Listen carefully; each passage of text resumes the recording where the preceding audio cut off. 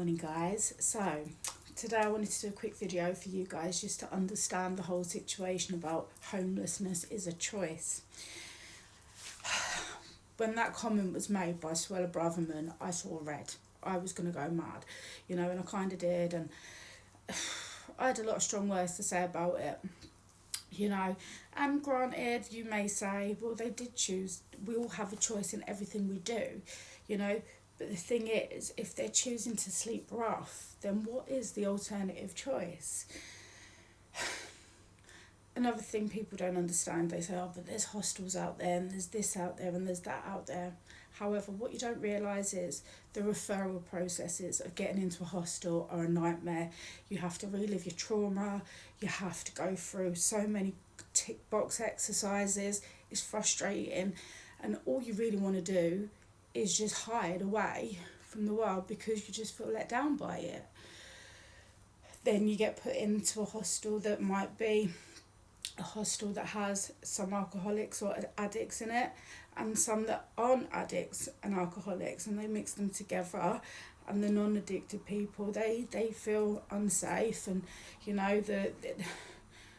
there are so many reasons why someone would choose not to stay in a hostel, and they're valid reasons. It's not a case of, oh, I don't want to be here because I prefer to sleep on the streets. It's not like that. It's a lesser of two evils, and I think what's really important to remember is the intentionality clause.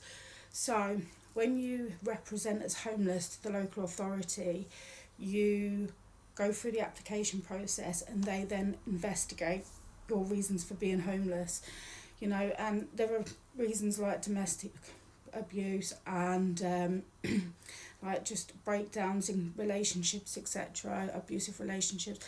There are many reasons why a tenancy would break down legitimately, but then you've got the reasons why you would become intentionally homeless. So you abandon a property that is absolutely safe to live in, or you choose to just give it up for whatever reason, or you're asked to leave by the local authority or evicted.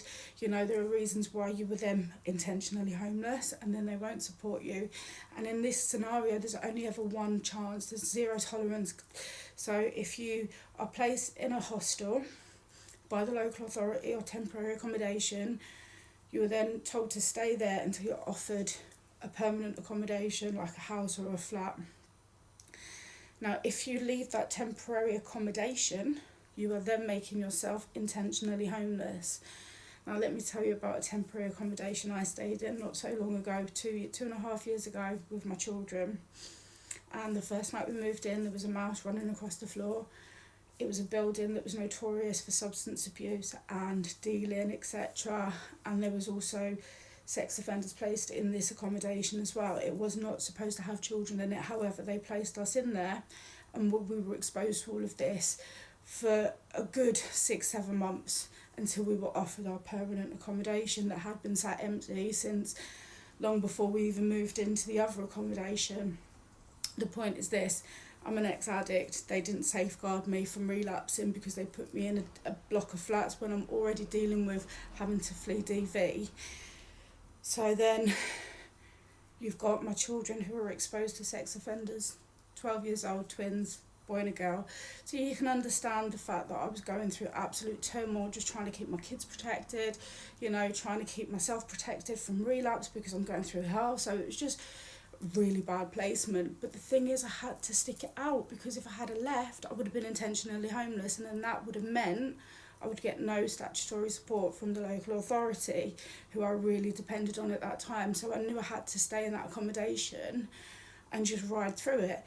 Not everybody knows that. Not everybody realises the severity of the intentionality clause, because so many leave their accommodation because it's not fit, and then they find themselves intentionally homeless. So then they have to go to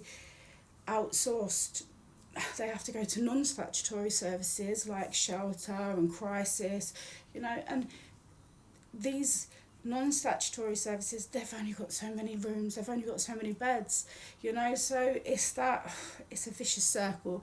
It's like being stuck between a rock and a hard place. So I just want to destigmatise that whole, they choose to be on the streets, they chose this, because the fact is, if they chose that, then what was the alternative choice that they were running from? That's all I've got to say on that one. Anyway, thanks for tuning in, guys. Hope you got value from this video. Sorry about the huskiness because I'm coming down with a cold, but yeah, have a great day. Be blessed. Bye for now.